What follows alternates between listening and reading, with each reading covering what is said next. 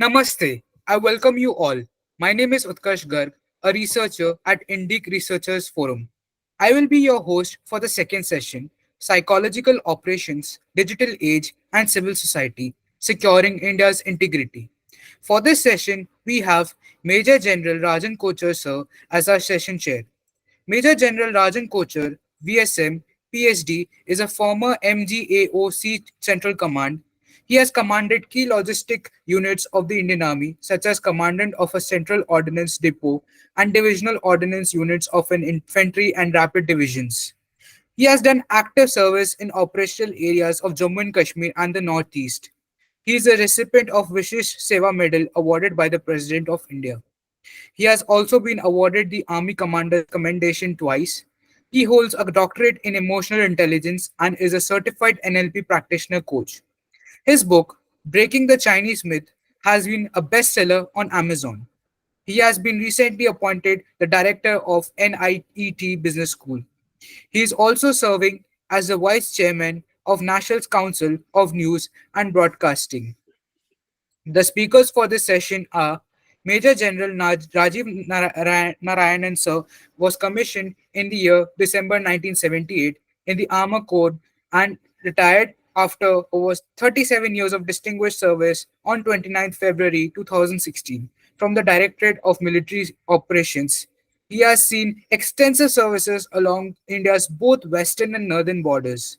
He has had the opportunity to serve as the defense attaché in the Embassy of India, Dushanbe, Tajikistan, during the turbulent period post 9/11 from October 2003 to March 2007. His areas of interest areas include the PRC, the Greater Indo-Pacific region, geopolitics, and grand military strategies, modernization and capability development. He has a vast number of articles, monographs, and papers published in Indian journals and magazines, and has curated and edited three books on these topics. And his fourth book, The Dragon's Bite, Strategic Continuum, and PLA's Evolving Fire and Teeth, was released in May 2023. He was affiliated with the USI of India as Distinguished Fellow and later as Head of Research, and now a member of Chennai Center for China Studies. He is currently a professor of practice with IIT Madras since February 2023. Lieutenant General Shokin Chauhan, sir, PVSM, AVSM, YSM, SM, and VSM, was the chairman of the Ceasefire Monitoring Group in August 2018. He was the Director General of Assam Rifles. He has held several key appointments during his long career in the army. He has served at the apex level in the Ministry of Defense and the Ministry of Home Counter-insurgency, counter-terrorism, border guarding, and human resource management. Lieutenant General Chauhan sir also has vast experience in military diplomacy since he was the defense attaché in the Indian Embassy in Nepal for 3.5 years. He regularly contributes articles in various scholarly magazines and is an invitee and speaker at seminars and leadership forums, including the IDSA, the Defense Service Staff College, the Army War College, the Officers Training Academy, the Armor Corps Center and School, the United Service Institute, the FICI, and the India Foundation and the National Security Guard. Lieutenant General Raj Shukla sir, PVSM, YSM, SM, in a career spanning of over 4 decades in the Indian Army, has seen extensive services in the field. He commanded an infantry brigade in counter-insurgency operations, the Baramulla division along the line of control in the Kashmir Valley, and a pivot corps along the western borders. He has served two tenures at the Military Operations Directorate dealing with doctrines, forces, structuring, and was the Director General Perspective Planning, addressing issues relating to military futures and future force modernization. He has authored to close 70 articles, publications, and lectured, participated in more than 180 talks, seminars in India and abroad. As the 22nd General Officer, Commanding in Chief, Army Commander of the Indian Army's training ground, the officer made noteworthy contributions to the development of India's strategic military futures, technological innovation, professional military education, capacity building, operational poise, and civil military fusion. In recognition of his service of the most of the exceptional order, the officer was awarded the Param Vishesh Seva Medal on the Republic Day 2021. The Honorable President was pleased to appoint him, Mr. Lieutenant General Raj Shukla sir, to the office of the member UPSC. Lieutenant General Dr. R.S. Panwar, after 40 years of retired after 40 years of active military service in the Corps of Signals Indian Army in April this year. His last appointment was Commandant of Military College of Telecommunication Engineering. He has attended National Security and Strategic Studies course at the prestigious National Defense College, as also special one-semester cryptology course at IIT Delhi. The general officer has commanded a wide range of units and formations, including an armored division communication regiment and an electronic warfare group, both uh, with operational tasking in the Southern Army Theatre. He has provided communications and electronic warfare support for conventional as well as counter-insurgency operations in the entire Northern Army Theatre, including during the peak militancy period of the early 1990s. He has also commanded two logistic formations responsible for provision of logistic support and rear area security to field formations in the complete Western, and Northeastern Army theaters, respectively. He is credited with implementing several enhancements to Army networks towards ushering in a network centric era in the highly active operational environment in Jammu and Kashmir, as also for evolving organizations' restructuring models as part of Army's transformation studies. Before I invite Rajan sir, I would request the audience to kindly turn off their mics. Please write your questions in the chat box and we will be answered during the Q&A session. Sir, the floor is all yours. Jai Hind. Utkarsh, and thank you very much for a very incisive and comprehensive introduction of all the guests. Uh, on my behalf, as a senior advisor of the Indic Research Forum, I would also like to extend a warm welcome to all our panelists of the day today. And most of them are known to me, are my personal friends.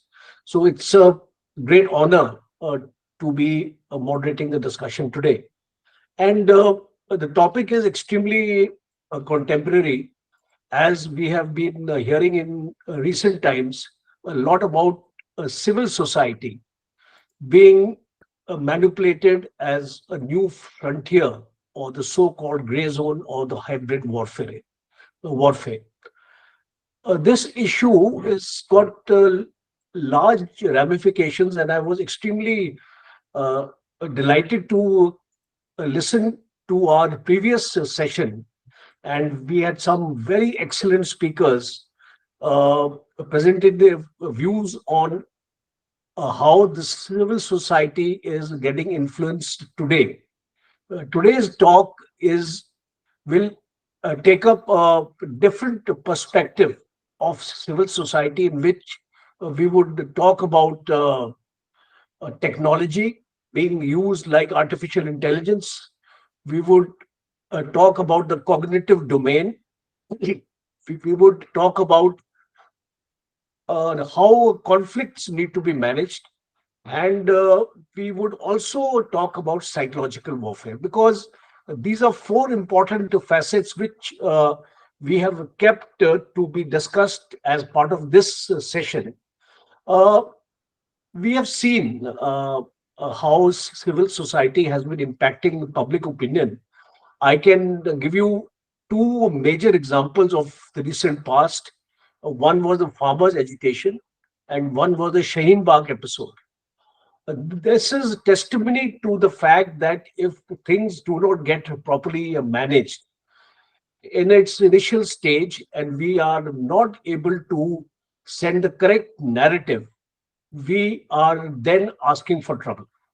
And uh, sometime back, our NSA Ajit Doval had also mentioned that maybe civil society becomes a new frontier of war. Well, that is debatable. It is still not, we don't have a very clear understanding of that as of now. But possibly in this session, all our viewers will be able to gain much insight whether we are going in for a new frontier of war, or whether it is uh, uh, uh, a force which is going to be influenced by all kinds of antisocial elements. One part definitely is the role of the social media here, because we have seen the potential abuse of platforms like Facebook, now Meta, Twitter, Insta, and all, how uh, fake narratives are being projected on this social media channel, how the youth of the country are falling for it, and why I will tell you from experiences that being part of an educational institution, I am often in touch with the younger generation, interacting with them, and I do find a change in mindsets because of the social media. So that is one area which will need a proper focus, and I think this discussion would lead us to certain uh, thoughts and actions required. Then another one important aspect which was also deliberated in the previous session was the role of the NGOs, because you can call it non-profit organization, you can call it non-government organization, but basically they have become central players today. And what we are finding is that their source of funding is in question. From where are they getting actually funds to carry out these activities? Is it an external power or an external source from where the funds come and the narratives are accordingly made? And we have also seen how former diplomats, defense officials, and scholars turned activists are being used to propagate this kind of a strategy. What are the challenges ahead?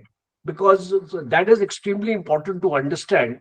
Because for any government to uh, lay certain strictures on the civil society, I don't think practically it is possible, because uh, there was a mention by the NSA saying that the police will have to play an important role to manage the civil society. But I have a different opinion on that, because you can't use coercive methods to bring forth a civil society to follow a particular viewpoint. So it's a whole of nation approach. I would say that the whole of nation approach would be required, and we would have to take certain examples from other countries, like we can talk about Australia and Germany, who impose very heavy fines and imprisonment for anyone violating norms for inciting passion using hate speeches. Today, we have seen the election campaigning, and we have seen to what lows this situation has come, where the people are using caste, creed, religion, and personal attacks on personalities. So, this kind of a trend, I think, is quite disturbing. And another one important aspect is, as far as we are concerned, is how do we make a change, or how do we make an impact? And I personally feel it has to start right from the grassroots, or from the schools, from the colleges, how we bring up our younger generation, in what environment are we bringing them up, because that is extremely important. I i go back to 2000 years, when Sun Tzu, he noted that the highest form of military leadership comes from breaking the enemy resistance without fighting. So, in a asymmetric environment of today, uh, and in which all the terrorist movements are involved, the nations are being targeted psychologically and economically. So, these are the two areas which we need to focus. The military is not getting influenced by these narratives. It is more related to the psychological aspect, the psyche of the people of the nation and the economy of the nation. Uh, Psychological warfare, when we study in our military terms, And when we talk about China and we compare its pre-war strategy, how China is planning to uh, orchestrate a war. It is basically a war where it will not have to fire a bullet. It will relate to a psychological campaign. It will relate to a social media campaign. It will relate to a legal kind of a warfare. So uh, we discuss about the Money Laundering Act. We discuss about the FMCA and all these things. All these acts are there. But the IT Act is also there of 2000, which uh, there is a recent talk of, I heard the Union Minister Chandrasekharan mentioning that the IT Act is under revision, and shortly we are going to get this IT Act. Maybe after elections, we can hear this kind of a news. So there has to be two important aspects when we talk about regulation, when we talk about enforcement, because these are the two things are extremely important. We need to be very strong as far as regulations are concerned and as far as enforcement is concerned. We will talk about terror financing also, because in the previous session there was a mention of that, and possibly the panelists would like to focus on how this aspect can be controlled, what kind of checks and balances the government can actually bring about in ensuring we limit this kind of a damage, because I have seen this happening.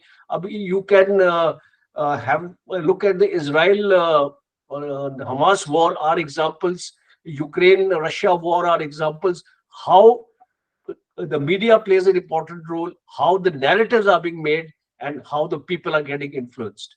So with this I would like to conclude my opening remarks, and I wish all the panelists a very, very insightful discussion. And I would now invite our first panelist, Major General Rajiv Narayanan, to speak on psychological warfare against India. Thank you, The stage sir. is yours, sir. Thank you, sir. And I would first like to thank the Indic Researchers Forum for giving me a platform amongst such a galaxy of scholars to present my views. Uh, in the opening session, keynote address, and in the first session, we have seen the kind of challenges the scholars have given what India is facing. And the topic, civil society. Now, this term civil society itself is a psychological warfare. It comes from the West. Why do I say so? Means it is the NGOs and the non-profit organizations. Are you telling me that the rest of the society is uncivil? Just imagine the play on the mind. We are using this word civil society. That means rest of the people are uncivil, or they are savages and they have to be taught. They are illiterate. I'm sorry. I don't agree to this. The NGO and the non-profit organization are doing a social service. So we should call them social service organizations. The moment the lexicon is changed, the whole attitudinal thinking changes. Otherwise, today the NGO thinks they don't know anything, we are going to tell them. So it starts from there, the terminology and the lexicon used. Do we need to use blindly the terms that they used, so that I don't see, there is no NGO or non-profit organization like this which is working in the West. A Greenpeace organization are all environmentalists. They are not an NGO or a non-profit organization. They work for the business which goes for carbon points and other things. So the kind of NGOs and non-profits that have proliferated in the global South, you don't find it in the West. Is there a need for them? So I will touch not more as much on the challenges as to give a conceptual framework of strategy that is being followed to keep you suppressed. And this is the, can everybody see my slide? It is, I've used the term India, Bharat, I don't use the term India in most of my talks. because Bharat is the name of our ancient land. Hindustan was given once the Islamic rule came, and India is the name given to us by the Britishers. Our ancient land is called Bharat. What is the aim? Aim is to subvert you, to divide you, to ensure internal weakness, prevent your rise. So these are the multi-domain Psy-Ops challenges that you will face to prevent the rise of Bharat. And both the Anglosphere and the PRC with Islamists are using it. The Anglosphere call it a full spectrum dominance. PRCs is unrestricted warfare, which the most important one are the three warfare strategies: legal, psychological, public opinion. So if you bring in your PMLA Act and other acts, they will see the loopholes in the legal and make use of them. There's a term used, reflexive control. This has been a term with the communists. The other, reflexive control. It's more of a communist term, and a lot of research has been done by the Americans on this, and they, I think, have learned a lot from it. Reflexive control means that the person is not going to tell you exactly what you're supposed to do. He'll create the environment around you in such a manner that you will take that path, and thereafter you will stand by it with full force because you'll think it is your thought process guiding you. Information warfare, we have experts on it. I'm sure General Panwar will throw a lot of light on that. It is always, you find your reports which come are negative and pessimistic. And it covers your cyber, digital, media, space, entertainment, cultural, education, you name it, everything. Of course, we have spoken about it, the external support to terrorism in Northeast, J&K, Punjab, and in other places internally. The aim, to my reckoning, is to ensure, like what Rajan sir had mentioned, that during now the elections are going on, the kind of narratives that are being built up, the aim is to get a purely a coalition-based center, where no party has a majority, a weaker military. That means you will be submissive. Something akin to what was there in the late 80s till about 2014. You want to balkanize Bharat at any cost. You want to curb its rise. And if you can't balkanize or curb the rise, you want it to be a nation of followers, not what we are talking of, strategic autonomy and Atmanirbharta. Next, please. Next slide. Yeah. It comes from both sides. The US and the West call it full spectrum dominance, and the term used by George Soros and his ilk are totalitarian democracy, which itself is an oxymoron statement. A totalitarian can't be a democracy. There's a book written by Engdahl, published in 2009. The Chinese, of course, unrestricted warfare. Our own Arthashastra talks of Tushnim warfare, which we have all forgotten. In book 7 and 10, when he talks of various forms of warfare, you have Prakash Yudh, which is visible, you have Kut Yudh, your diplomacy, and in it is Tushnim warfare, that one of the speakers had spoken about the use of various forms of spies and other things to keep the other rising power down. Next. Essentially, what I have read is there are 4 stages in which they do the subversion. First is demoralization, next is destabilization, third they'll create a crisis, and fourth their person comes up for normalization. Over a period of time, the people get angry with him, then the whole cycle starts again. And from where did I get it? There is an institution in Boston called Albert Einstein Institute, established in 1983 by Dr. Gene Sharp, and does nothing what Einstein does, nothing about science. It teaches 198 ways to overthrow elected governments through non-violent means. Right? And I've given the link below. Openly in Boston is this institute where they conduct these courses. And when you go through their pamphlets, our speakers earlier had mentioned about the Maidan. So you have the yellow revolution, the color revolutions, the rose revolutions, the Arab Spring, everything, the manner in which to go about is listed there. And what is added on today to all the systems that they have mentioned is the social media. Okay.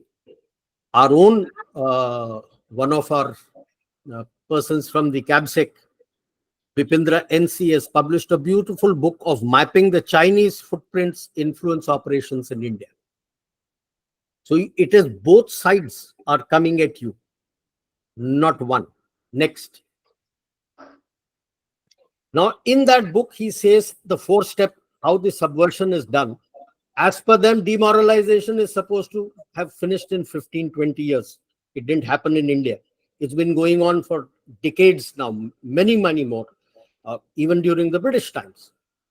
But why isn't has happened in India? That's the positive part I will touch later. So your ideas, your structure, your life, everything. Then comes destabilization. It's not that while the demoralization has to complete, for destabilization has to come. At a particular level, they'll go in for destabilization and create a crisis, and thereafter normalization. People of our ilk will still remember the 1974 crisis that took place, the rail agitation and Jayaprakash Narayan and all that. They did try to bring in a normalization by a coalition, but it flopped. Things, if you look back in your history, you'll find it has been an ongoing process. What is the Psy-Ops in military domain? They will hype their own technology development, push boundaries of false information to demoralize via false propaganda. While that is going on, they want to target your industrial workers, your scientists. You create fissures within your civil, military, and intelligentsia fusion. And it is in addition to ongoing spy ops to disrupt and divert focus, so that more and more military starts getting deployed for sorting out the internal problems than their main issues. We've seen it happen in Northeast and in J&K and in Punjab. These are all part of a cycle. That is how they aim to keep a control of the world, and the challenger there who's coming up to sort out things in Asia was China. I don't know how strong it is today. Next. Now, these are the things which they have given in that pamphlet, what you need to do. I've shared that pamphlet when I was DA in Tajikistan. That's when I got to know about it. They gave me at that time free 2 sets. Today you got to pay. And I'm talking of 2004-05. I've shared it with our own int agencies. I've shared it with CABSEC to see that this is what is going to be done. And this is just a sample. I have just given you a few of the sets. And like I said, there are 198 methods that they teach about how to go about it. Demoralize, destabilize, that could lead to a crisis. It's amazing, so well documented that they teach. And it is there out in the open, telling you what is to be done. And each and everything that the speakers have spoken here, you will find that it is there. Taunting officials, picketing, group lobbying, strikes, protest meetings, everything. Like declarations of indictment and intention, trying to cancel you out. Next. So who are these disruptors? Of course, the woke Anglosphere, George Soros is the most visible space. Aim is to break your identity itself. They'll target your identity. You have the PRCs and the Islamists supported by the Khalistanis. Much has been spoken about of the fifth columnist inside. You have some NGOs, clerics, labor unions, everything.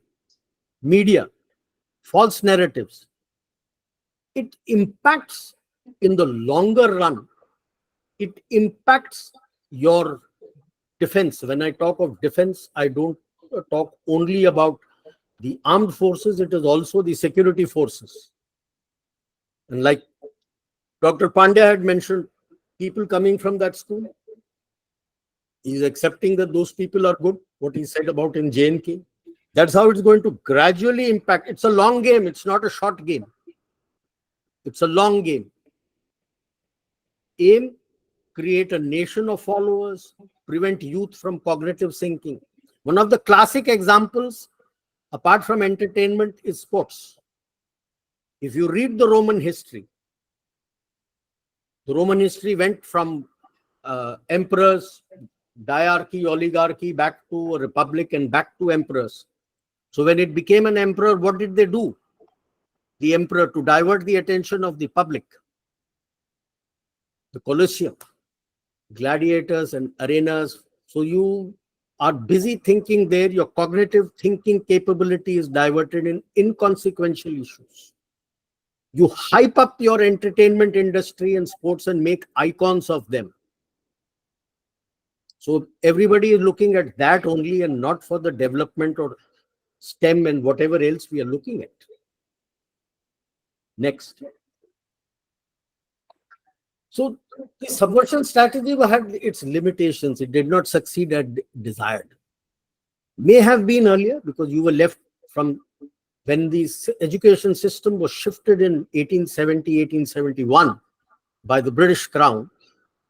They read the Macaulay's report and you had Adams' report of Bihar and Bengal and Awadh. The literacy level was around 68 to 70%. And the British left you by changing their system to educate you as a people who are followers. Your education system was 10 to 13%. Now the literacy level, when you look at the latest report, urban level is at 84 and rural is close to 70% and rising. So when you have literate people, they will question. Because why? The narrative has to be based on facts on ground. And you can't doctor a narrative. So when you hype and give hunger index, while people, your regional media also is telling you that you're feeding, people question, no, why are you feeding Afghanistan? You're feeding Afghanistan, Maldives, Sri Lanka. And suddenly you find a hunger index comes out from the West with places who be below all these countries, including Pakistan. Obviously, people will laugh. This Albert Einstein's institution is now known to people. Quite a lot of people know about it. We have seen the digitization, online accounting, all these does curb external funding for wrong purposes to some extent. Speakers who have researched on it have spoken earlier that it's not complete. But today it is coming out what Hillary Clinton had told Pakistan, keeping snakes in your backyard will prove costly. They're seeing it, what's happening in Pakistan, what is happening in the universities in US and the West. Their own farmer strike, they don't cover it. They've had their own farmer strike. Not only in US, it is going on in EU also. And there is a lot of spotlight which is coming on the nominated terrorists. Concurrently, there is a shift. What is happening? Why is it a problem? Because IMF and World Bank is telling the world that the global economy is contingent on Indian economy. That means there is a geostrategic and geoeconomic shift in the center of gravity in the Indian Ocean towards India. War in Ukraine, we have seen what has happened to the global north. They need your market, but they need a subservient Indian market. Next. So what can you do? I call it back to the basics. I'm sure we are all uniformed people out here. We all understand the term back to the basics. For the other people, I'll say that when you are finding that the unit is not doing properly, then you go back to your SOPs and drills and start going back to the normal things. You need a Sudrid, Saksham and a Samriddh Bharat. Sudrid is strong, secure, internal security. Saksham is your people. You have got a demographic dividend. It's a double-edged sword. Unless the skill development you're doing for not just the current technology, for the emerging and evolving technologies which are very disruptive, it's a double-edged sword. So you need to have Sakshamta. And that will lead to Samriddh. All of them, you have to look at it concurrently. You can't say, I will become Samriddh and then I'll do this or then I'll do that. It doesn't happen. So It has to be an optimally balanced budget, as you cannot achieve one without the other. You have to spread your narrative, not India or Hindustan's. What is your Bharatiya narrative? It's not, it's easy to say, okay, the president of Bharat is inviting you. What is that Bharat? What is your vision of Bharat? Then your narrative can be set. We keep crying that other people are making indices and it is wrong. What stops you from creating your own indices? Start looking at the others also and create your own indices. Nobody stopped you. You say you're the voice of the global south, take them along. It will, to some extent, it will negate the divisive narratives of inimical nations. A strong military and a security force is a must. You cannot tackle this without your strong military and a security force. And you need to revise your system from the Anglosphere system, which they left behind. You're just supposed to learn by rote. There's no application. And you can't just, I heard a lot of people saying, no, the old was good, bring it in. Sorry, the societal norms have changed. Learn from your old approach of the Gurukul system, adapt it to the present day and bring it. You can't blindly replicate, then you're doing an ISIS. Sorry. Societal norms keep changing. And then, as you rise, you become a Sanrakshan, next security provider.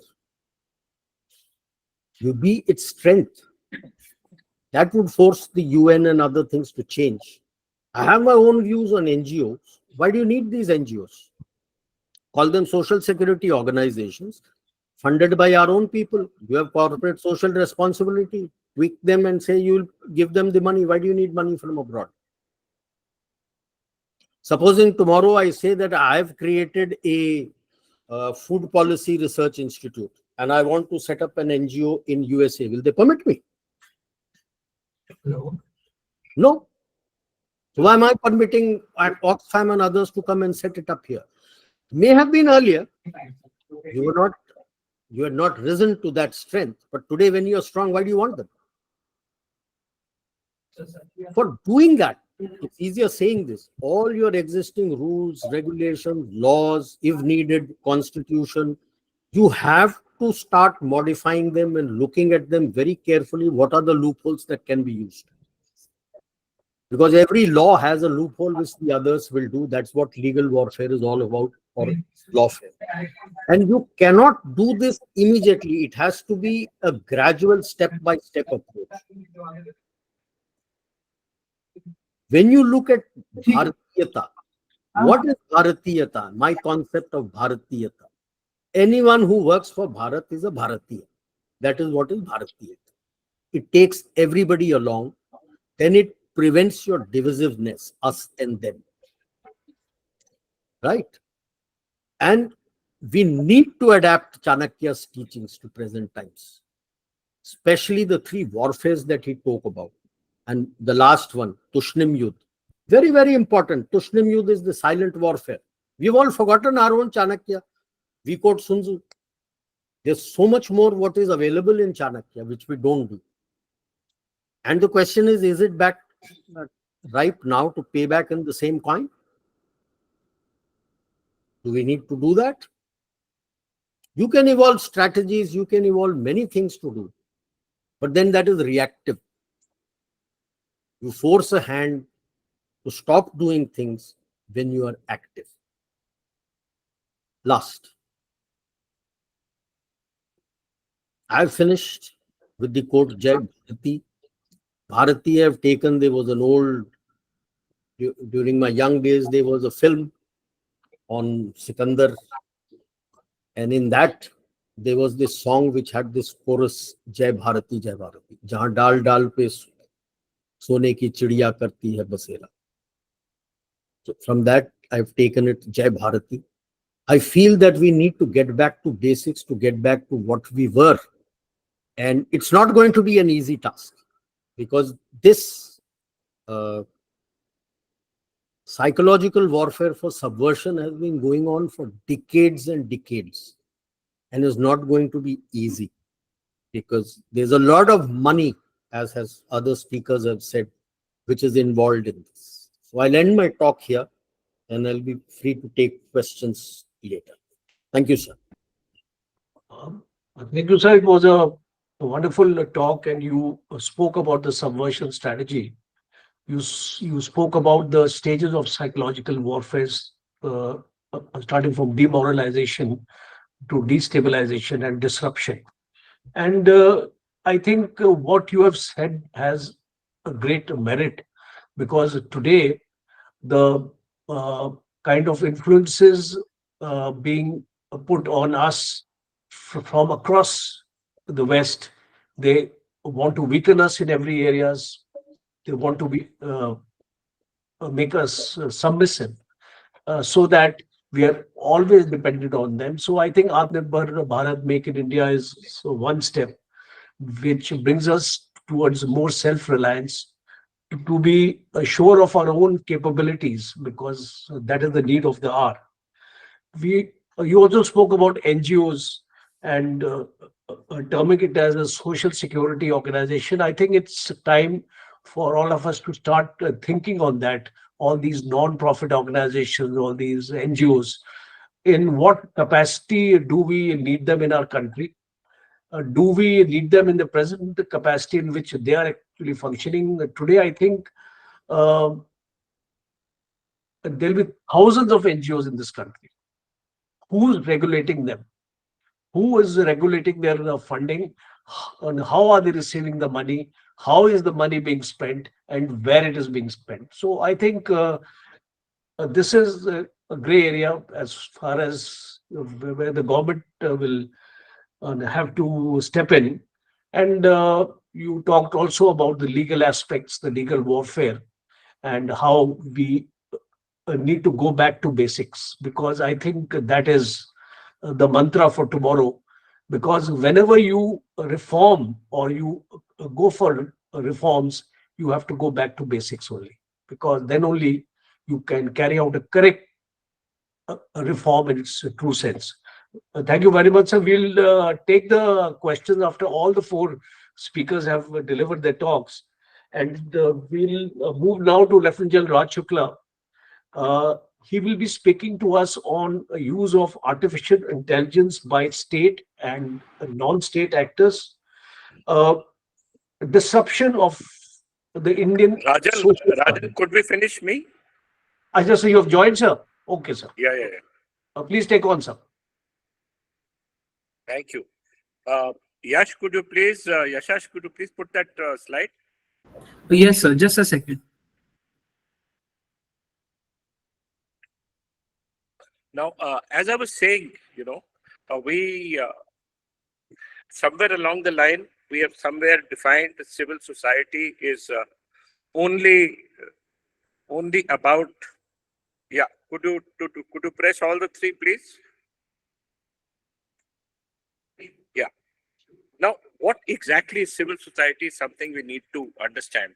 But what we really need to understand is that the civil society is at the center of every change, every problem, every situation, and every aspect is where the civil society is.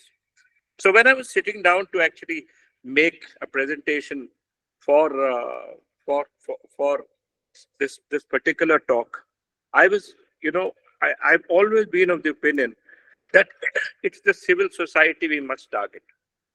I am not of the opinion that we, the people of India, or we, the civil society of India, is the villain. These are just people who feel that they are being targeted, or they are not getting what they want. And what are the pressures upon them? And as you see, there are three concentric circles here. The civil society is at the center. And when does a civil society function? There's economic deprivation, there's communal diversity, and everything is something that we had talked about in the morning also, where I saw there's the clash of values, there is economic diversity, there is external support, there is corruption, there's lack of recognition. So when all these issues happen, and whenever we talk about any kind of insurgency, any kind of situation, what leads the people to insurgency? I remember sitting down when I was the chairman of the ceasefire monitoring group, and I was talking to the Naga Mothers Association. When I was trying to convince the NSC and IM and the NSC and Kaplang group to sign the ceasefire, again, one of the main issues was the Naga Mothers Association in Nagaland. This was a very important civil society group. And when she told me, she said, do you know the kind of problems we're under? We don't have running water at home. We don't have electricity. We don't have internet functional. We don't have anything. So who is going to protest? How are we going to protest? These boys are helping us out. So it is the civil society that contributes people to the insurgencies. It is the demand of the civil society that change comes about, that brings about a change through violent or non-violent means. And unfortunately, what happens is that when we have an insurgency coming, we tend to blame the civil society for creating it, and we tend to find external reasons for this particular change that is there in our society, or what is being forced in our society. But what we need to understand is that we ourselves need to change our problems.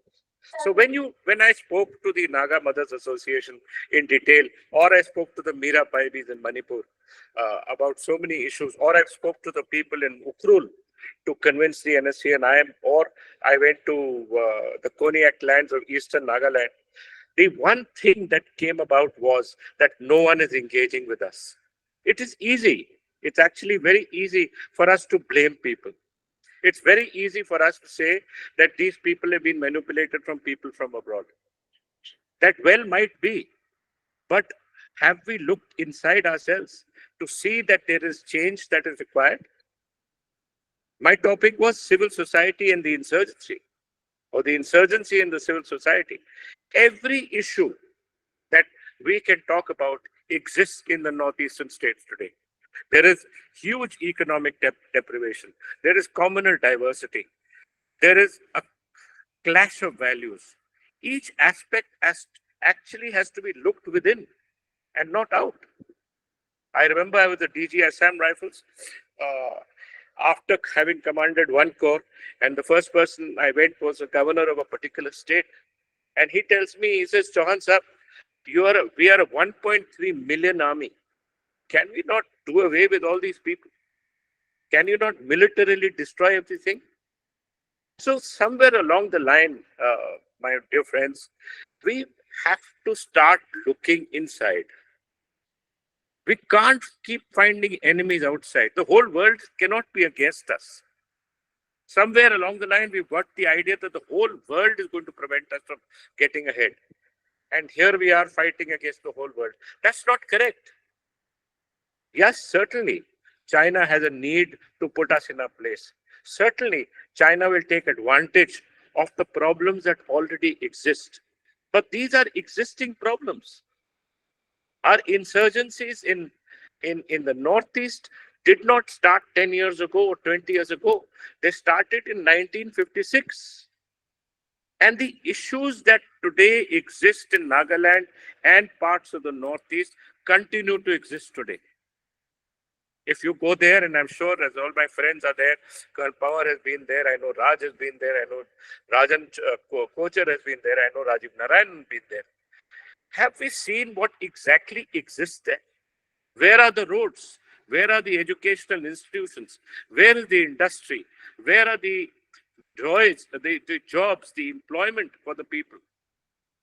And if those things are not existent, then how do you expect these people to live?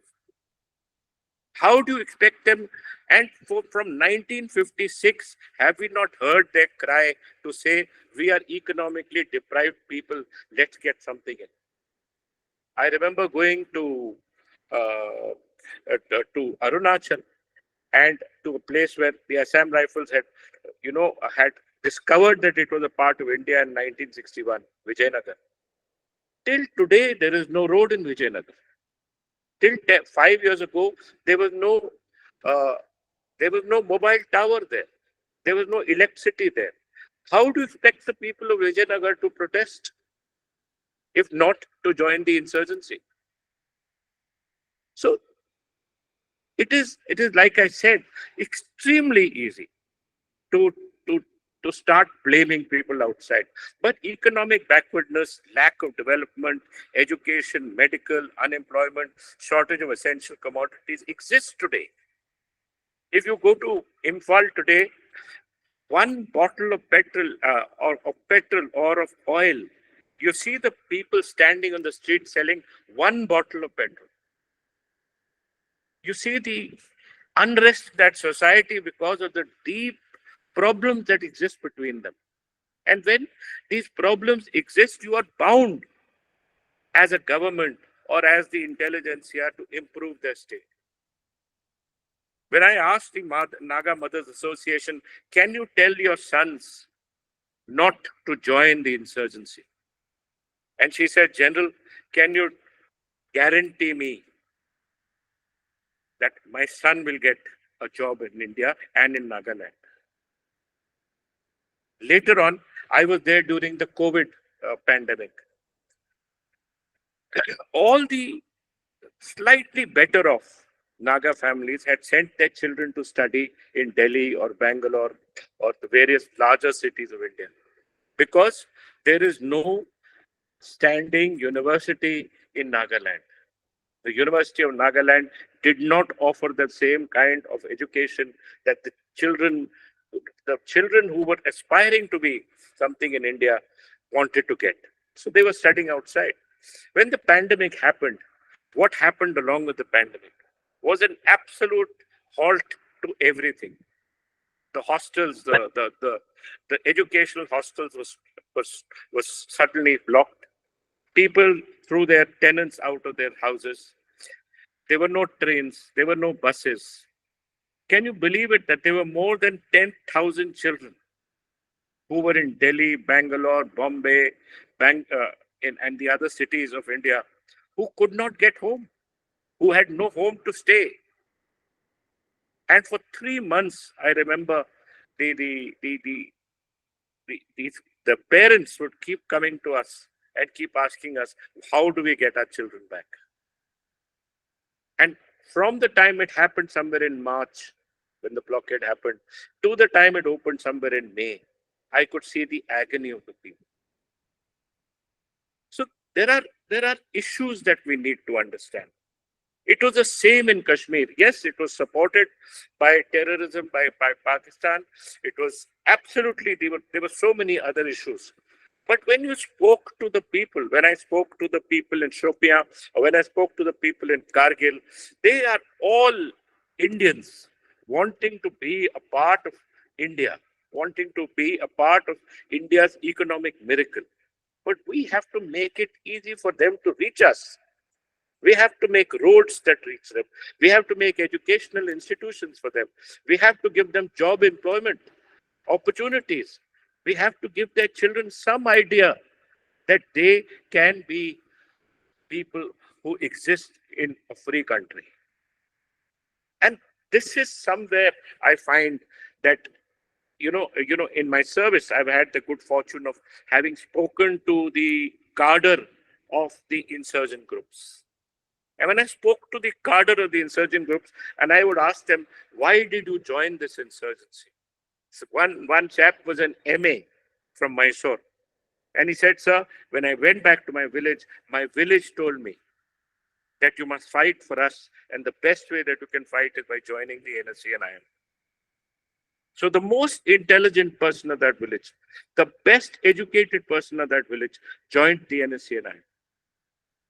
So is he an enemy of the state, or is he a person who is merely trying to balance his home situation with the aspirations of the people he actually aspires from? So, my dear friends, I know we are all together in this. I know that we've all been part and parcel of a lot of situations together. We have fought in difficult places. The signal that we must send out is While it is easy for us to blame outsiders, while it is easy for us to say that it's China who's interfering and therefore we are not getting peace, while it's easy to say that George Soros is to blame, or Western countries are to blame because we're not able to come up. But can we look inside and see what have we actually provided people? And this particular, when you look at insurgencies, and you see that the insurgencies are by the people, for the people, from the people. Just like democracy, insurgency has the same issue. And every insurgency will stop if the people find no cause to join it.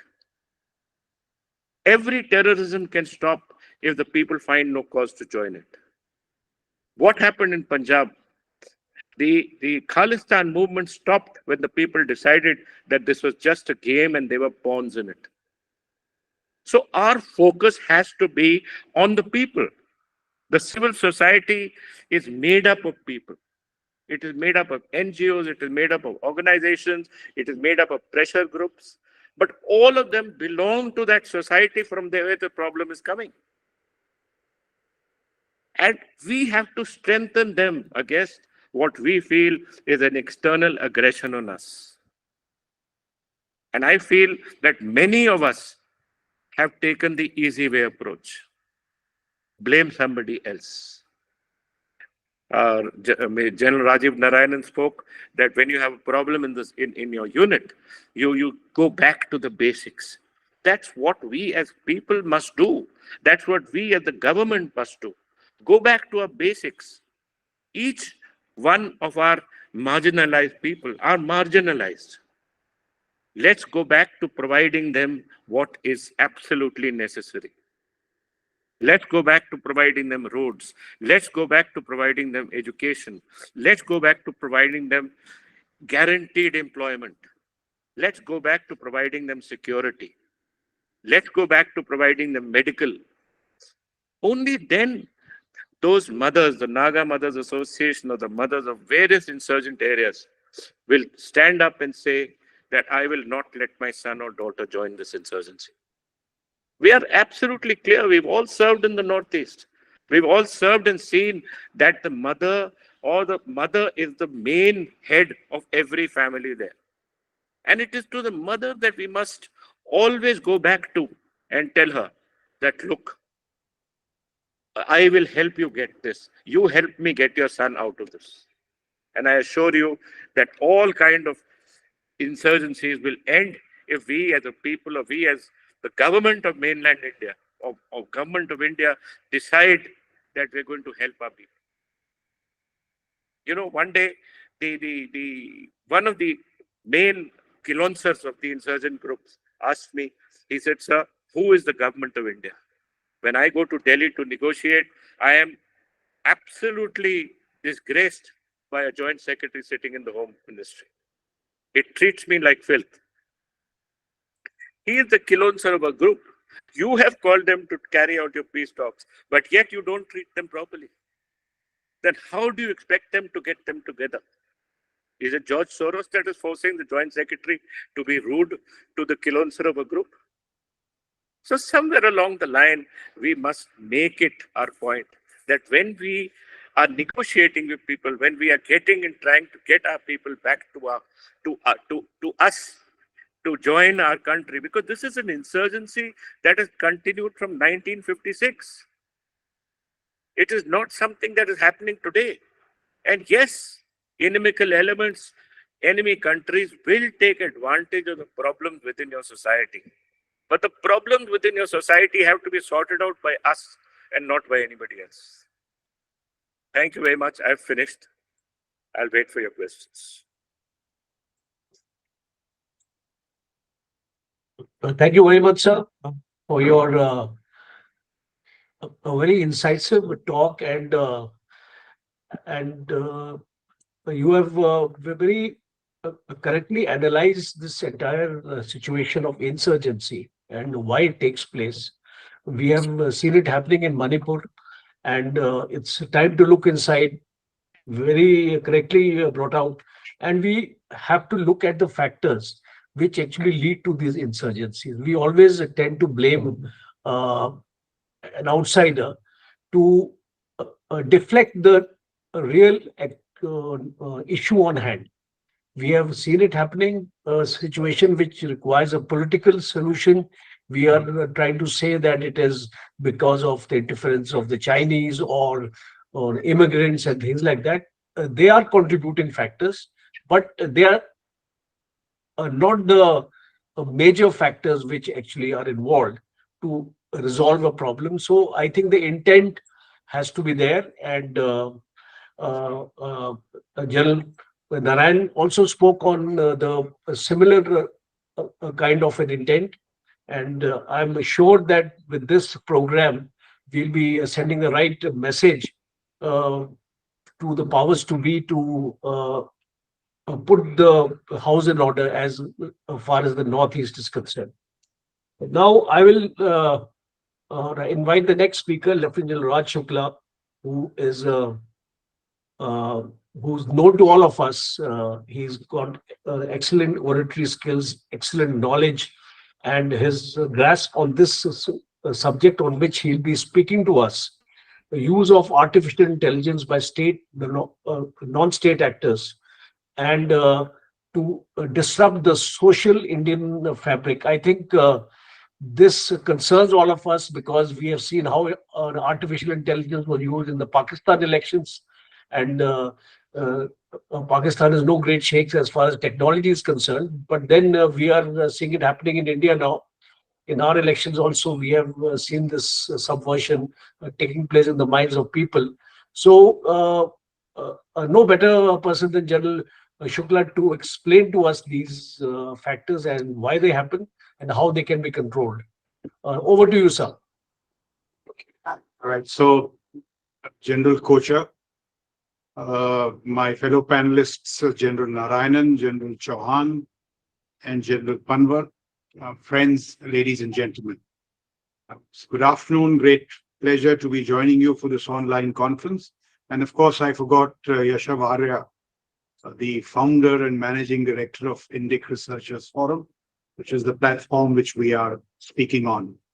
Now, I've been asked to speak on the use of artificial intelligence to disrupt India's social fabric. An extremely well-chosen topic. It is relevant and very topical, except that I think that the impact of artificial intelligence goes well beyond our social fabric.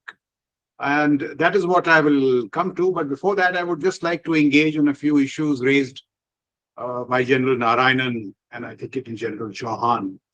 You see, the first point I would like to make is that this artificial intelligence is going to be so game-changing that it is going to be central to what General Narayanan envisioned: a Sudhir Bharat, a Samrit Bharat, and a Saksham Bharat. You cannot be strong without artificial intelligence. You cannot be prosperous without artificial intelligence. And you will certainly, unless you have artificial intelligence skills and empowerment, you will not be a Saksham Bharat. The other issue I wanted to raise was this, business of civil society. I get what General Narayanan was saying, but see, civil society can be very empowering. Our freedom movement came from civil society. So everybody in civil society, I quite understand what General Narayanan is saying about the NGOs and all, but there is much in civil society which should be tapped and which should be nurtured. I'll just give you one example how many of these fears cause harm to us. This issue of funding with General Narayanan. Somebody like General Narayanan, even if he's getting $10 billion of funding from USA, I will have no problem. I'm sure he will do an honest job. How can the Americans influence General Narayanan? They cannot. So the funding is really not the problem. And I'll tell you how this funding is going now to our detriment. So let's take the foreign policy and national security space. You have the ORF, which is getting a lot of funding from diverse sources. Very good. So look how well it has shaped the narratives in foreign policy. Today, foreign policy issues are debated in Delhi. Those engagements take place in Delhi. What have we started doing under this funding business? We have been starving our think tanks of funds. So the quality of ideation and debate in the national security space is rather poor. The biggest issues of national security are being debated in Shangri-La. Why should that be the case? Because we are not empowering legitimate institutions of civil society. So I get exactly what General Narayanan is saying, but I would like this to be viewed in a nuanced manner. The next issue I think was very relevant what he raised, the difference between China and us, the mistake that we made. China has also embraced the best of Western practices. It has embraced the best of Western practices in deterrence and war fighting. But it was very wise in one sense that in doing so, it never forgot the wisdom of Sun Tzu and Confucius. I think, India needs to grow as a non-Western, and there I agree with him absolutely, a non-Western civilizational democracy. The latter is our USP. China is a civilizational state, but an autocracy. Now, getting a non-Western civilizational democracy is the true challenge, because there'll be multiple viewpoints, there'll be fissures, and that will require a great deal of wisdom and vivek. Let me give you one or two examples in this regard. Vasudev Kutumbakam is a wonderful idea. One earth, one family, common futures. So that tells you how Indian civilization has been talking about getting the world together. Yet, Swami Vivekananda has been cautioning us that the world is but a gymnasium where nations come to make themselves strong. So India is informed by multiple narratives. It is just not one narrative. And we have to make sure that we tap into all those narratives to make this Sudrid, Samrid, Saksham Bharat. And the engine for such a Bharat will, of course, be government, which will, of course, be sound instrument of force and all the other agencies of government, but also a very strong, informed, questioning civil society. So that's the point I wanted to make. Now, let me get to artificial intelligence, which has got very little to do all this. I'll make a few points because I've been studying this for a while. I'll make a few assertions and I would love to be questioned during the question answers on what I'm saying. I'm saying that artificial intelligence is the most powerful disruptor in human history ever. Now that's saying a lot. Two, it is the greatest challenge that humanity has seen, existential challenge, which means there are opportunities as there are risks. And three, it will do a whole lot of things. It will create a new set of strategic haves and have-nots. It will impact the balance of power in the international system. It will change the way we live, engage, do business, operate. It will transform our informational framework, our politics, our culture, our labor markets, our social systems, our deterrence, and our war fighting. I'll just give you 2 to 3 examples. By the end of this year, it is widely assessed amongst artificial intelligence experts that it will be impossible to distinguish between what is real and what are deep fakes. It's already happening. But by the end of this year, it might become impossible. Sometime they say by 2026, it will be difficult to trust any online information. Bloomberg, they say today, 70% of its articles are written by machines. So that is going to be the impact of artificial intelligence. It is going to be far beyond civil society. It will affect nations, the international system, so on and so forth. AI is often likened to the Industrial Revolution. Now they say from the beginning of history till the Industrial Revolution, human progress occurred in small crests and waves. But when the Industrial Revolution came, human progress became like a hockey stick, 75%. That's the time we first moved from mere subsistence to incomes, and the whole concept of, per capita incomes and so on came into being because there was income. Now, AI, they say, will be a vertical climb, 100% or more, even more game-changing than the Industrial Revolution. That is the velocity of technological change that will be unleashed by AI, which is quite unprecedented. Look at the sheer intellectual power, intellectual horsepower of AI. So they say Albert Einstein had an IQ of 160. ChatGPT 4, which we have just seen, has an IQ, it is assessed of 155.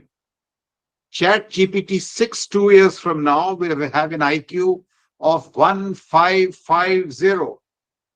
By 2035, they say AI will be billion times smarter than the human mind, billion times. So there are incredible possibilities as there are monumental risks. Just as the Industrial Revolution helped us to overcome the limitations of our hands and our legs, the artificial revolution will help us to overcome any infirmities of the mind. So this is the power of AI, and it has as many positives as it has negatives. The question is this, that if we do not, with thought and manifest wisdom, unleash the positives, we may get avalanched by the negatives.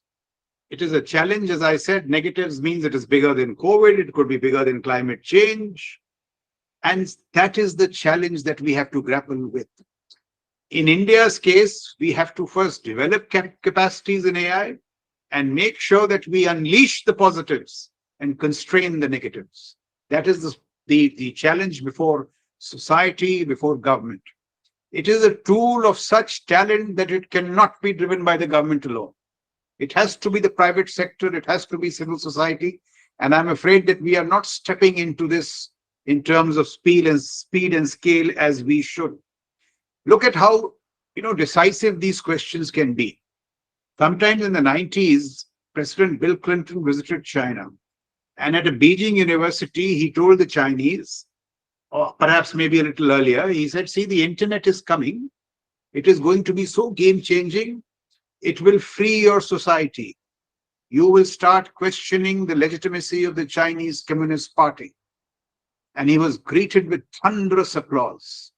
And the Chinese Communist Party agents there took a note of this, tapped the entire power of digitization, and have created a parallel internet that the successors of Bill Clinton cannot penetrate. So this is what you can do with technologies. They picked on it, and today that is leading to what? It has grave consequences on the international order. We have two internets, we have two economies, we may have two different world orders. Artificial intelligence and its leveraging, as I said, right from, in the international realm down to domestic civil society, has similar opportunities and risks. You see, abundance of intelligence is a wonderful thing. Our brains are carbon intelligence. We are getting silicon intelligence by way of artificial intelligence. A few years down the line, quantum supremacy may bring in quantum intelligence, and that can be even more game-changing. I'm told that a normal problem which the world's fastest supercomputer solves in 10,000 years, quantum will solve in 200 seconds. It is mind-boggling if it were not true. So this is what is happening. So abundance of intelligence is a wonderful thing. Look at the games we have made. Turing test, which is the ability of a machine's ability to exhibit human behavior. There have been many Turing tests in the past. The most recent was fluency in human conversation. That has been achieved by ChatGPT. And now AI is not only demonstrating capacities in IQ, but also EQ. So analysis for emotions. Artificial intelligence can emote. It can tell you why a joke is funny. There are EQ tools and bots which provide conversations for the lonely, empathy for the unhappy. And look at, how I'll give you an example of how artificial intelligence could also emote. Humans are known for their cognitive abilities to analyze the future. So when I think of the future with a certain bit of domain expertise, two emotions come to my mind. They could be optimism, or they could be those of pessimism. Since artificial intelligence is also about intellect, intelligence, about algorithms, it could also emote in this manner in the future. And as artificial intelligence improves in quality, the emotions that it produces could be even finer. So this argument that artificial intelligence will not be able to emote is also proving to be untrue. So look at the consequences. I mean, we all know the mundane examples, but just let me make a broader point. The social fabric can be influenced, weakened, divided, even if our territorial integrity is intact. So you could have 30 divisions along the border, but you could be a divided, weakened, influenced society within. So it is not only territorial sovereignty, but how you protect yourself against all these tools of digitization, artificial intelligence, etc., which is going to become a challenge. Look at how it's going to affect society in terms of jobs. I told you the last Turing test was about fluent conversations. The next Turing test is about an AI entrepreneur. An entrepreneur who will be able to reason, plan, make an assessment of complex markets, market products, and make profits. So it will hit all kinds of jobs. It will not only it will hit white-collared, blue-collared. Microsoft has sacked 20,000 software engineers, and its shares have gone up by 200%. So all kinds of jobs, your, my jobs, everybody. And, there have been a lot of studies, but I can tell you that in one study, it said that despite an economy growing at 7%, there will be a net job decline. And if there is job decline, you can already see what's happening, in the elections where jobs are perhaps a very key issue. Look what it will do to social unrest, how it will influence the tide of elections, and add to the many Hobson choices in politics. I mean, a politician will need AI to grow the economy. He will need AI so that we grow our technologies and so many other spheres. But the moment you get AI, look at what happens to jobs. So these are the complexities of artificial intelligence which we will have to grapple with. Prospectively, artificial intelligence could be very evocative. It could increase human productivity by an order of magnitude, because I can put endless figures to it. It could discover new drugs. It could cure every disease that humankind has known. It could reverse the very process of aging in concert with biotechnology, so on and so forth. So those are all the positives. Leveraged differently, however, AI could be more dangerous than nuclear weapons. Nuclear weapons, the launch decision is still with humans. With AI is steadily eluding human control. We need to act fast because AI technologies are democratizing with speed. It is becoming cheaper. It is proliferating. In fact, AI codes are not so difficult to access. They are in the market.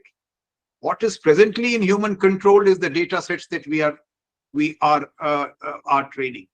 So Mo Godath, an AI specialist, he was with Google, Microsoft and all, he puts the dilemma wonderfully. He says, you see, AI is like a child prodigy. It's a precocious child, extremely intelligent. And we humans are like parents. It is telling us, parents, tell me what to do. You want me to cure disease, alleviate poverty, make money. Tell me what, I will do that. You want me to make drones that kill? I will do that. You want me to make drones that cross-pollinate crops? I will do that. You want me to create AI-enabled cyber bots? I will do that. So the point that Indian society has to see is this, that the danger is not AI. The problem lies in the human prompt, the data sets, what kind of biases we allow to develop, how we influence choices. So the fashioning of the human prompts in various endeavors, domains of society, societal activity are still in human hands. But it is in fashioning these human prompts, shaping the AI landscape in civil society. That is a decision that we need to take, we need to think through. We must be careful not to step on AI quicksand. Look at pre-AI. Pre-AI, Google offered you 4 million websites. It gave you answers or responses in 103 languages. You had a world to choose from. Chat GPT gives you one smart, articulate answer. Very smart, but not necessarily true. Very few amongst us even question, where did you get that answer from? What are your sources? So Chat GPT, depending on the data sets that it has been trained on, is merely mapping what humanity averages as knowledge. So that is the danger. It could do a lot of good stuff. It could do very average stuff. The Google search engine gave you a wide range of choices to explore, research, arrive at your own version of reality. AI is narrowing your choices. And look how societal degradation is taking place. Knowledge is getting lost in information, and wisdom is getting subsumed in knowledge. What smart societies actually need is wisdom. What prosperous societies actually need is wisdom. But we are already in this trap. Artificial intelligence is going to intensify the trap further because it will package your biases, push you if you are not careful towards distorted reality. And here you can have external agents also coming in the manner that General Narayanan was referring to. So these are AI algorithms lean towards the majority view, not necessarily the discerning view. Now that is a big challenge. Majority decisions are not always the best decisions. Rarefied decisions are those which do not have popular acclaim, but which have critical acclaim. Now, TikTok is a good example. We know it's a social media platform driven by very powerful algorithms. Those algorithms are tweaked from Beijing, and they are being used to shape responses, surveys, and opinions that are in line with Chinese foreign policy and Chinese foreign policy interests. So sophisticated manipulation of not only societal, but foreign policy interests is also pretty much possible. So the solution is pretty simple. Use the abundance of intelligence, as I said, gifted to us by AI, carbon, silicon, and quantum intelligence to proliferate good AI, constrain bad AI, but it is easier said than done.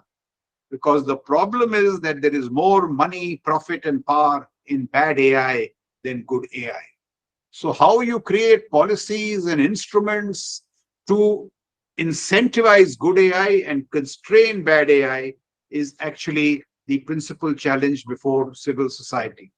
You see, developing AI for the sake of AI will be no use. As somebody said, progress for the sake of progress is the ideology of a cancer cell. So I'm not suggesting that AI is cancerous, but it could be cancerous. So this is something that we need to debate in terms of how we shape the human prompts for various AI tools in terms of data sets and the algorithms that we create. Just two more points. You see, today the problem with us about AI is what? We have seen now suddenly these risks debate proliferating in India. And who is proliferating those risks debates of AI? USA, China, which have already developed AI in their cases in a great measure. So I am making this argument while I have highlighted all the good points and the dangers of AI. This is not a time to get trapped in these debates. We are in the infancy stage of AI. We paid a great price because we got bypassed by the Industrial Revolution. We must not allow ourselves to get bypassed by the artificial intelligence revolution. So while we must be conscious of these dangers, the first thing that we need to do, even before these debates of dangers to civil society and so on, is simply do a resolute perusal or pursual of capacities in AI. The Chinese, I'm told, have something like 238 large language models. How many do we have? I don't think even one. Where are our compute capacities? And the investments for these LLMs and compute capacities will have to come from private sector, from these big corporate majors. Because if we develop capacities in AI and we leverage them in a right manner, it could be the secret sauce for our asymmetric addressal of China in many domains, from technology to the military. So those are the principal points that I wanted to make in the time allotted to me. Thank you so much. Jai Hind. Thank you very much, sir, for a very informative talk on AI. As you rightly said that it's going to be a game changer. It's actually already a game changer right now. It has altered the way we study, the way we live. Today, when I talk to students, they don't want to do hard work. If you want to make a presentation, They just go to chat GPT and the presentation pronto is there for them. So uh, s- it has stopped making the human mind actually think, because everything is available to you on a platter. So those are the negative aspects of AI, which I think we may have to look into it as far as the educational system is concerned. The second important aspect is I've also put a question for you, sir, on the chat box, is how do we regulate the bad AI? How do we ensure that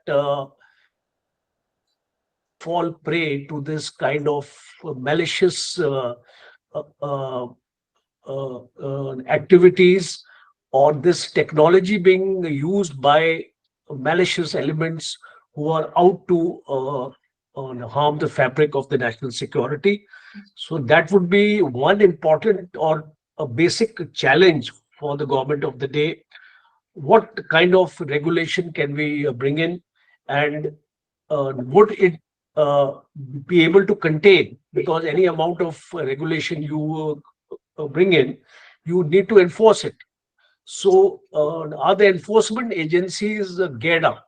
So because we talk about cyber and all these aspects, and so many cyber crimes are taking place today.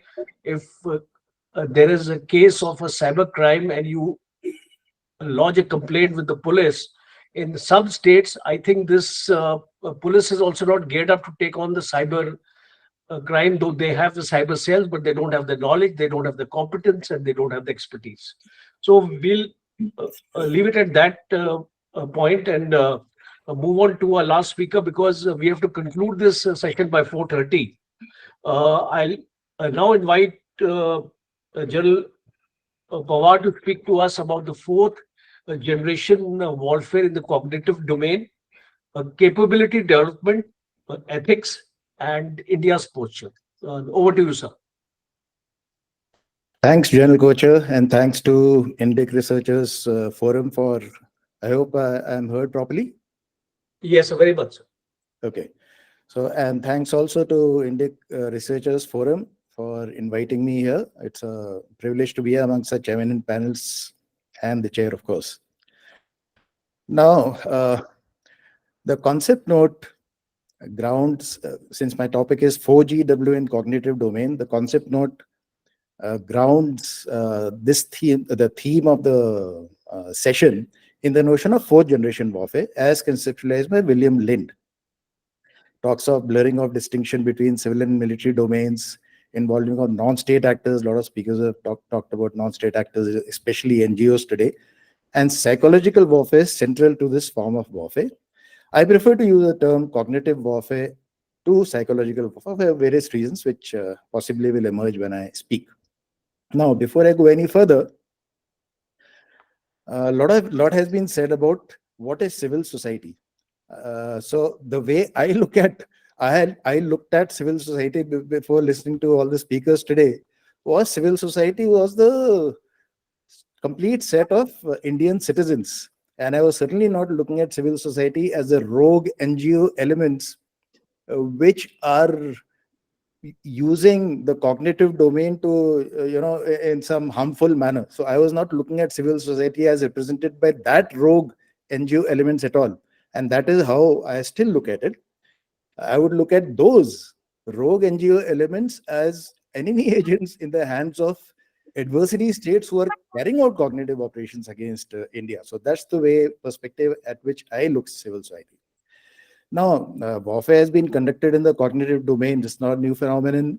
General Narayanan spoke about winning, and I think the chair also spoke about winning without war fighting, the three warfare strategy of China, the psychological operations and meso provisions in US IO doctrine. And then again, General Narayanan spoke about the reflexive control concept, which primarily I think emanated from Russia. They're all different flavors of cognitive domain operations. And in our own, at least the Indian Army Doctrine of 2010, as also there's a Joint Doctrine of Perception Management and Psychological Operations, both published in 2010. So they also talk of psychological operations per se. Now, I would like to present my views on today's theme from a somewhat different perspective from what has been so far happening in the earlier sessions. Rather than just trying to work out measures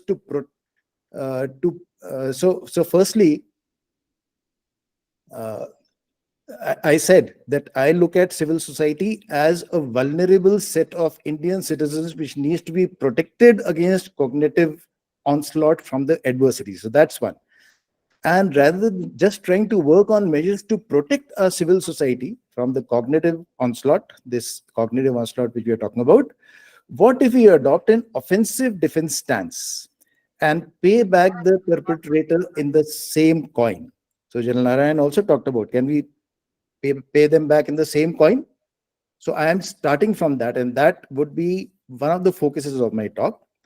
Now, in this regard, I would like to recall a recent statement made by External Affairs Minister in relation to the role Canada is playing with respect to Khalistani activists. And he said, Newton's law of politics will apply, and it is no longer a world that runs as a one-way street, and that there would be reactions. Now, one might interpret this statement in many ways. So, for example, if adversary states, and I'm looking at essentially China and Pakistan, of course, Ambassador Sybil talked about all the Western news media, etc. We've talked of all the influences from the West also. So suppose there's interference in Manipur and farmers' protest and elections. Why can't we do a similar payback in the same coin to, for example, exploiting societal fault lines in Uyghurs and Xinjiang, Gilgit-Baltistan, Balochistan? Why can't we do that? Tibet. So cognitive warfare across the spectrum of conflict may be fought between two states. So far, there have been different perspectives, mainly as though NGOs are carrying out this warfare against mainstream, against the government or something. But I am looking at it from warfare between two states, either purely in the gray zone or as a prelude to military operations, or even in conjunction with the kinetic means of warfare after the outbreak of conflict, as it is happening in the Ukraine conflict. We see cognitive warfare also happening there. And of course, zero in on the role of the military. In fact, this panel is all of us are from the military. So that's the one thing which I would like to focus on. Now, in this connection, it must be noted that in international law, conventional wars are envisaged to be fought using kinetic means between combatants and are rooted in the notion of sovereignty. Jus ad bellum, we are fully aware of that. Justified wars are governed by the UN Charter. If a responsible state is to fight fourth generation of cognitive warfare against another state, it would be expected to adhere to international law. But at this juncture, as it happens, international law is weakly structured to deal with this form of warfare, and I'll be speaking a little bit about this. So to delve in all these issues, after contextualizing 4GW in 21st century battle space, I'll first cover what 4GW in the cognitive domain entails in terms of conduct and capability development, emphasizing its highly specialized nature and the impact. Of course, I also built in a portion of AI, but General Shukla has already spoken a lot on that. I will also try to relate cognitive domain operations with existing international law and raise some ethical issues as well, if we have to conduct such a warfare as a nation. And finally, I'll touch upon the capabilities of our primary adversaries, just very briefly, and suggest an overview model for strengthening India's posture in the cognitive domain, including, like I said, the role of the armed forces. So before I go any further, I'd like to share a few slides. I hope they do work.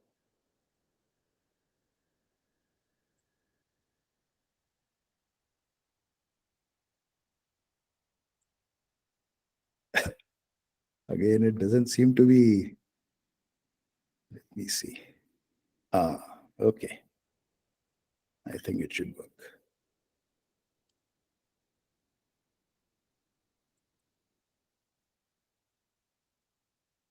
Yeah, I think it's come up now. Yes, sir. Yes. Good. Okay.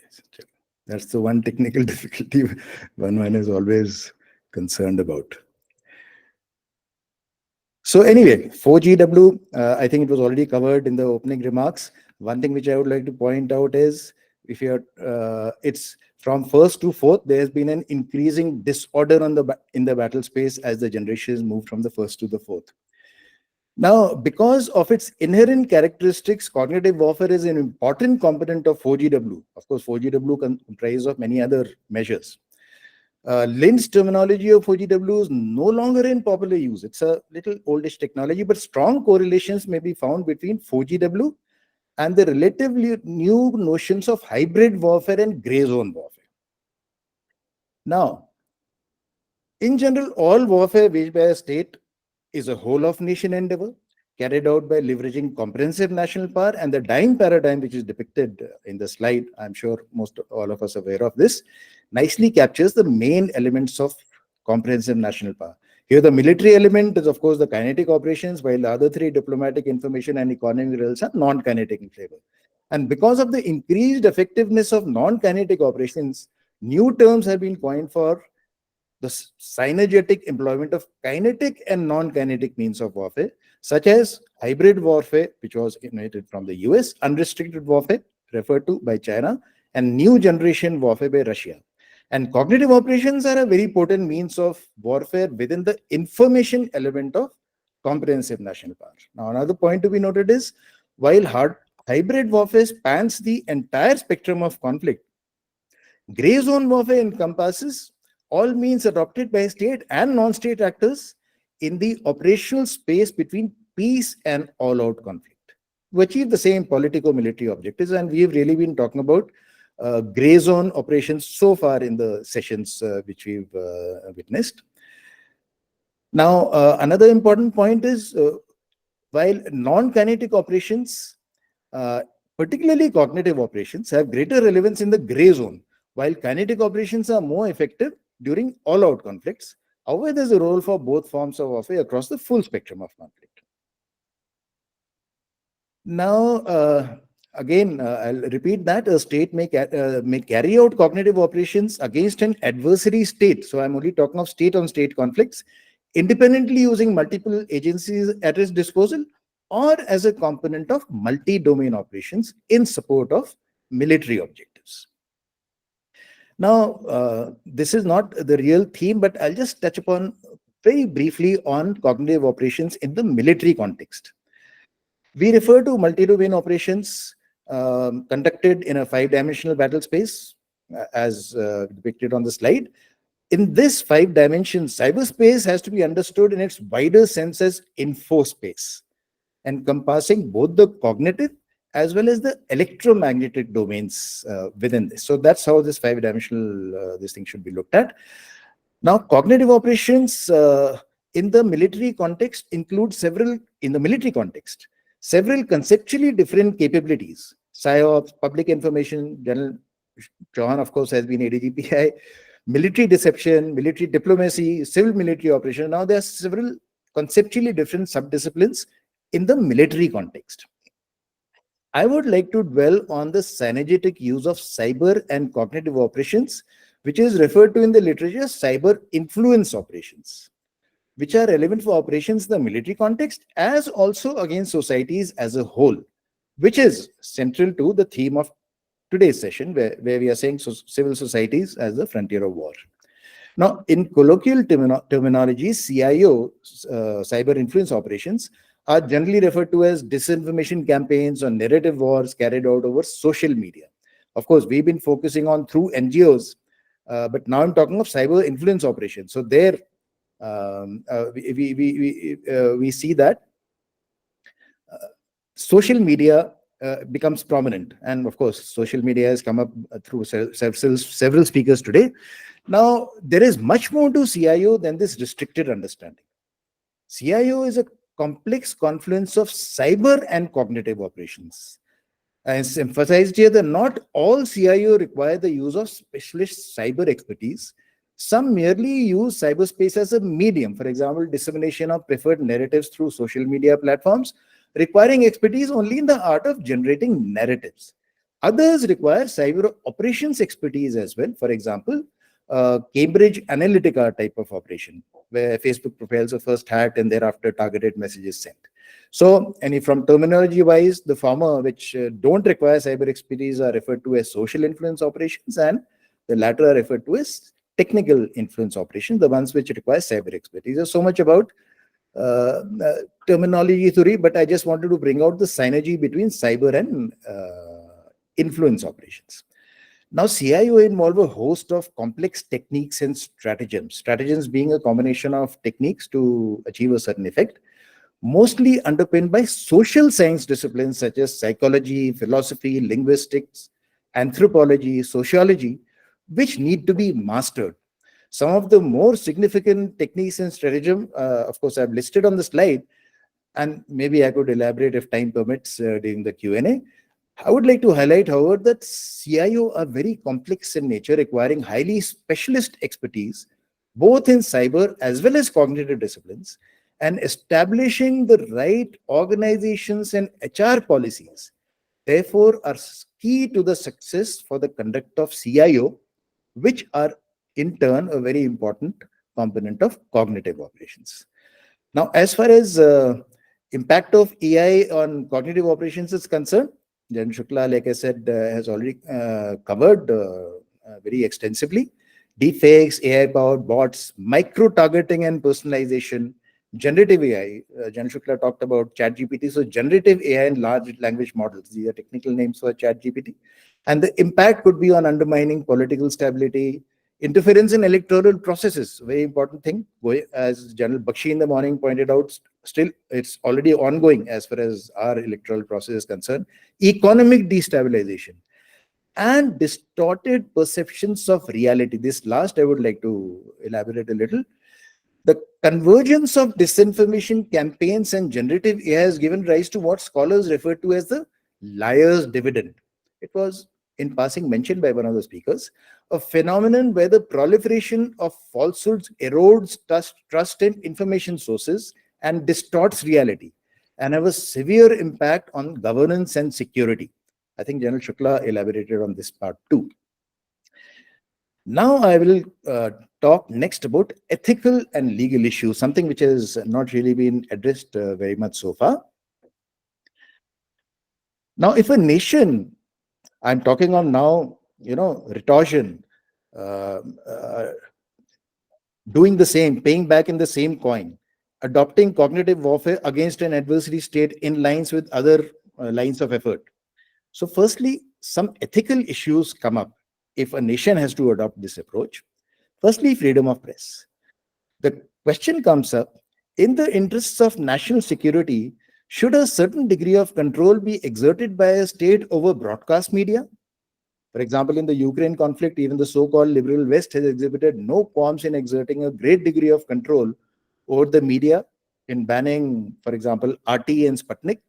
Most recent example being Israel banning RT. And of course, Ambassador Civil in the morning talked about what the Western press, how negatively it is oriented towards India per se. So he very greatly stressed that point. Then next, Psy-Op against domestic audiences. With respect to domestic audiences, the ethical question which needs to be addressed is, should half-truths also and lies ever be systematically fed to domestic audiences, even in the interest of national security? Surprisingly, if you look at our IDS perception management doctrine, it says Psy-Ops carried out under domestic audiences, but I think that's just a incorrect usage of terminology. It didn't really mean half-truths and lies. I don't think it meant that. Then cognitive warfare against adversary populations. There also there is ethics involved. Disseminating disinformation amongst an adversary population might potentially lead to violent protests and even deaths. So should disinformation be countered with truthful narratives alone, which is what liberal democracies try to project, but really don't follow on ground? Or would there be a losing defensive strategy? So if, for example, China or Pakistan are doing something against us, should we just be countering it with truthful information? Alternatively, should a more offensive stance be adopted, even if it harms innocent civilians? So that's a question which, as a nation, we have to address and go one way or the other, depending on what we want to do on the how which view we take on the ethical front. So much about ethics. A little bit on cognitive warfare vis-a-vis international law. Now, this is an aspect which is less discussed. So while discussions have been ongoing in various international fora for over 2 decades on how international law applies in cyberspace, incidentally without much progress, there have been no formal discussions on similar lines as far as cognitive warfare is concerned. However, the following may be stated. While considering the legal justification under international law for the use of force, including kinetic force or any other unfriendly measures against another state, there are 3 thresholds which come into play, which are normally talked about in legal terms. The highest is the threshold of armed conflict or use of force, which is governed by Article 2 and Article 51 of the UN Charter. Basically, you are allowed to use force, kinetic force, in self-defense. That's Article 51. The second level is a violation of the principle of non-intervention. Non-intervention in what? You cannot violate sovereignty, and sovereignty doesn't include only territorial sovereignty, but also any governance function. So if you violate sovereignty with coercion, this is what would be violating this is the principle of non-intervention. It is not, it would be violating the principle of non-intervention. And the lowest level is the violation of just sovereignty without coercion. Now, what are these? So how do you, if let us say an adversary state violates the principle of non-intervention, is it justified for the victim state? So for example, is it justified for us to use what type of measures? The types of measures we can use are what are referred to in legal terms as retortion, which is things like,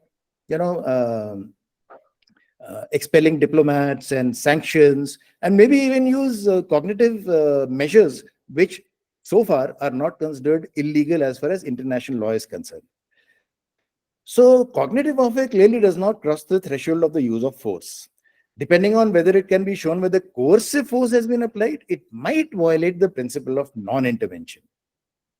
And as far as violation of sovereignty itself is concerned, definitely cognitive warfare violates sovereignty because it is interfering with the governance functions of a state.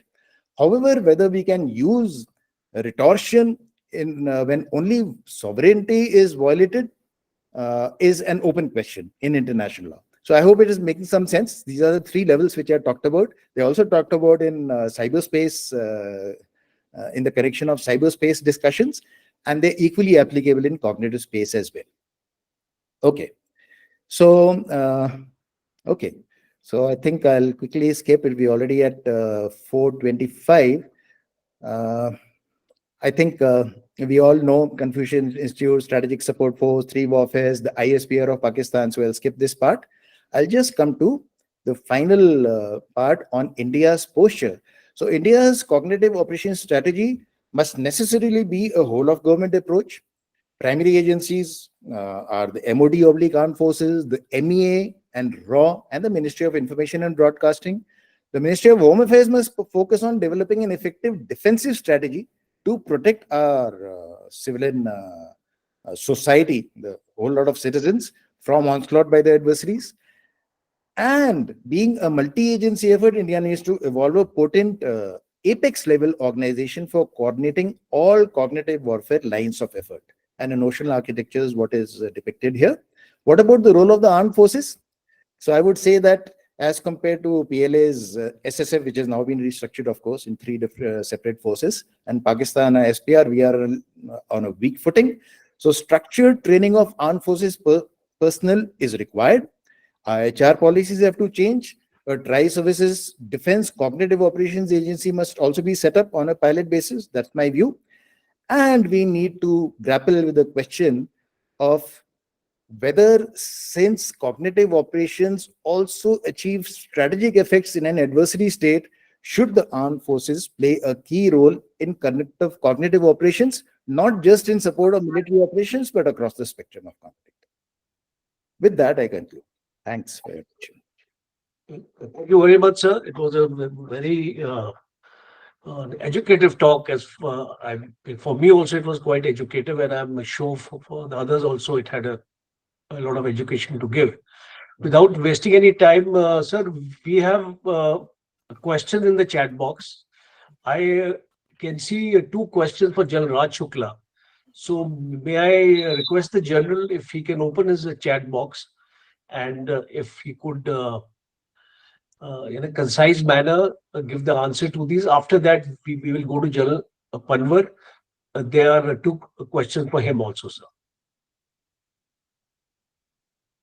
Okay, I see two questions. Let me take the second one first, which is regarding STEM education. See, why we are lagging behind these technologies, and I mean, everybody is here. So let's have an absolutely frank discussion. See, today, if you ask somebody, where are we in AI? In my view, we are certainly nowhere. But you will say, no, DRD will say, we are developing. Somebody will say, no, sir, don't worry, we are developing. I'm making the point that in these real cutting edge technologies, we don't seem to have the talent. It will not be made by these people, by the current. So what we need to do is firstly see where is our talent. Look at America, how they smartly have, got around this demographics problem.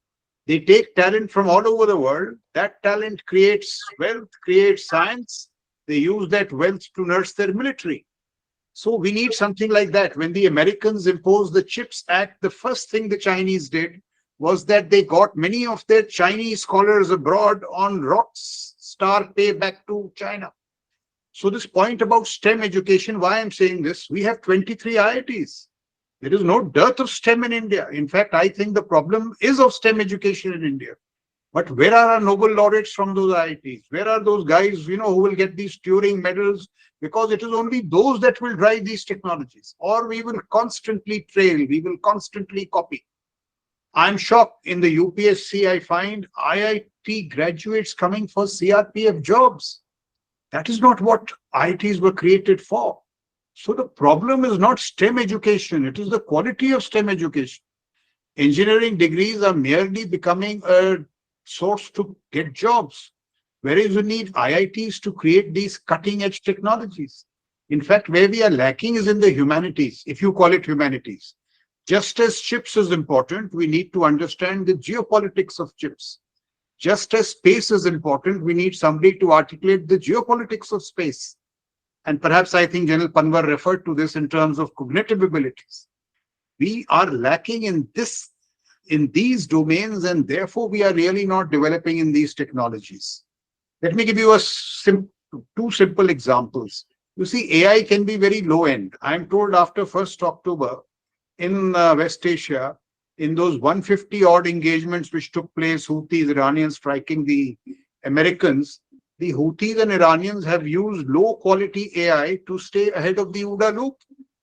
In about 140 of those engagements, the people ahead in the OODA loop have been Iranians and Houthis and not the Americans. So right from low quality to the high grade stuff, we are lacking. MOD, I can tell you 3 simple steps which should be done, but will not be done easily. In government today, about 100 positions have been opened up for lateral absorption. So things like cyber diplomacy, digital technologies, people are being brought in from the private sector. These positions are not open to government employees, either by promotion or by sidestepping, which means talent from outside. And a lot of people are coming from very good places. I made a similar proposal in MOD. We can have a JS AI tomorrow. We can have a JS Cyber. Somebody with civil expertise who's brought in, who understands AI and adapts it to combat. But it's not going to happen easily. What has started happening, and is a good thing, is perhaps that we have started exchanging data. But this data, as we know, needs to be cleansed, it needs to be upgraded, it needs to be annotated.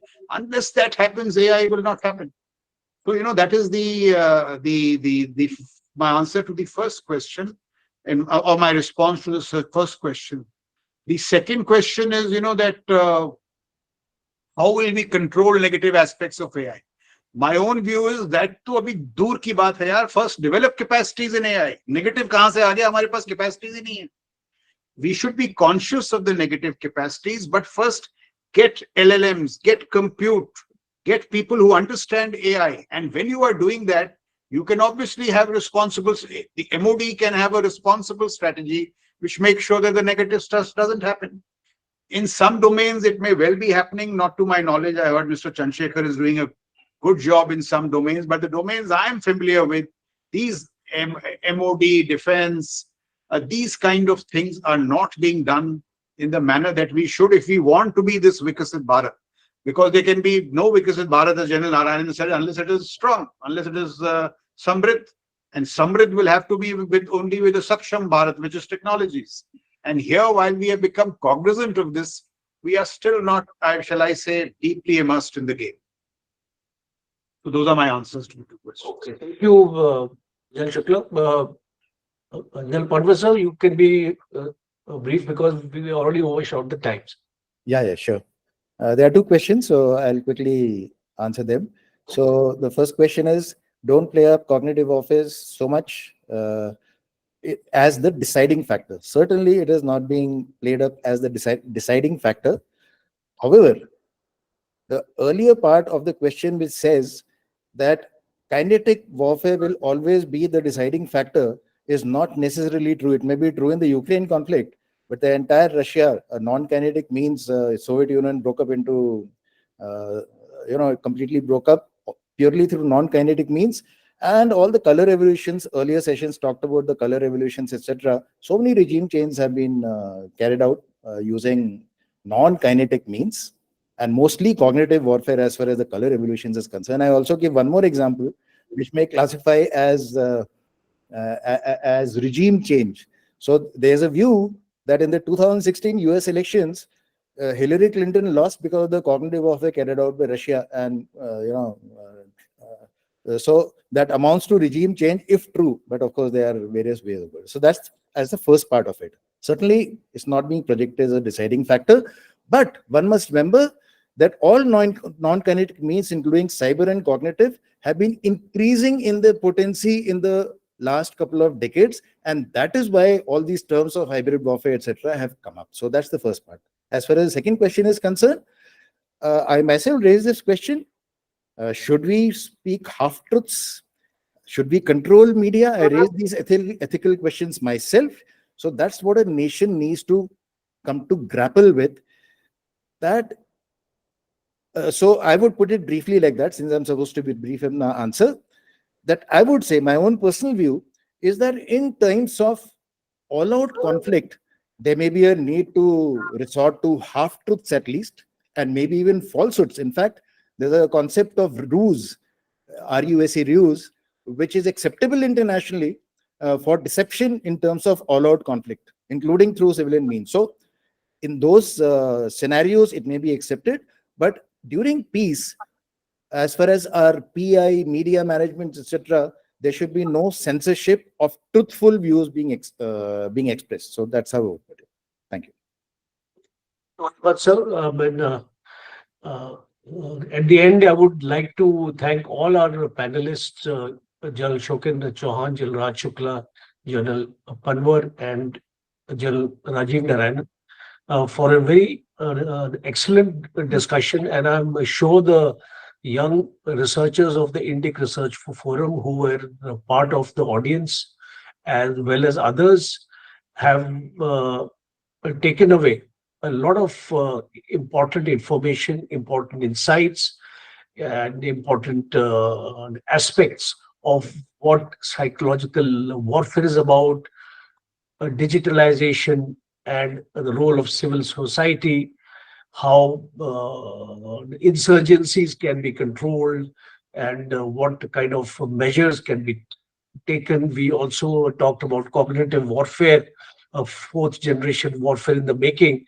So it was, all in all, a very interesting discussion. I want to thank all the panelists for spending their valuable time and coming here on the stage of the Indic Research Forum and you giving their views.